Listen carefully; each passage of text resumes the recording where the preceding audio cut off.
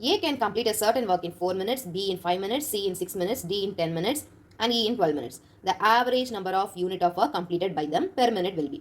Question என்னன்னா average number of units of work தான் கேட்குறாங்க. ஓகேவா? அவங்க மினிட் பற்றி எதுவும் கேட்கல, ஒர்க்கோட ஆவரேஜ் கேட்குறாங்க. ஓகே, இப்போ ஃபர்ஸ்ட் ஏ வந்து ஒரு ஒர்க்கை 4 மினிட்ஸில் முடிப்பாங்கன்னா ஏ வந்து 1 மினிட்ல எவ்வளோ ஒர்க் பண்ணியிருப்பாங்க?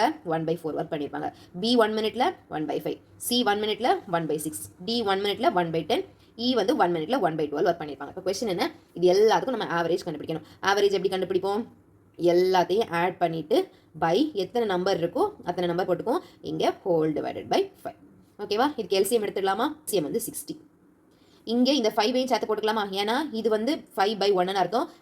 ஃப்ராக்ஷன் டிவைடில் இருக்கிறப்ப என்ன பண்ணும்? இதை இன்டூன் மாற்றிட்டு இதோட ரெசிப்ரோக்கல் எழுதுவோம்ல, அப்போ வந்து அது வந்து டினாமினேட்டர்லேயே வந்துடும். சரி, இப்போ என்ன இருக்குது? 4 இருக்குது. 4 கூட எதை மல்டிப்ளை பண்ணால் 60 கிடைக்கும்? 15 + 5 = 12, 6 = 10, 10 = 6, 12 = 5. அவ்வளோதான்.